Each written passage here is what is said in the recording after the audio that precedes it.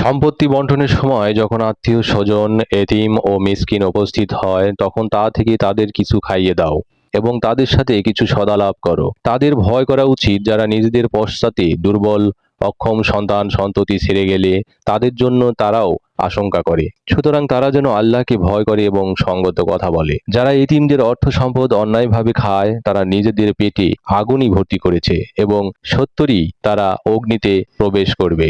আল্লাহ তোমাদেরকে তোমাদের সন্তানদের সম্পর্কে আদেশ করেন, একজন পুরুষের অংশ দুজন নারীর অংশের সমান। অতঃপর যদি শুধু নারীই হয় দুইয়ের অধিক, তবে তাদের জন্য ওই মালের 3/2 যা ত্যাগ করে মরে, এবং যদি একজনই হয় তবে তার জন্য অর্ধেক। মৃতের পিতামাতার মধ্য থেকে প্রত্যেকের জন্য ত্যায্য সম্পত্তির 6/1 যদি মৃতের পুত্র থাকে। যদি পুত্র না থাকে এবং পিতামাতাই ওয়ারিশ হয়, তবে মাতা পাবে 3/1। অতঃপর যদি মৃতের কয়েক